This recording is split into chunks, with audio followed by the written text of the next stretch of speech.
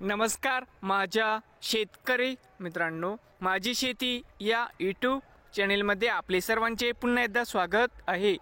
आज आपण बघणार आहे कांद्याचे बाजारभाव।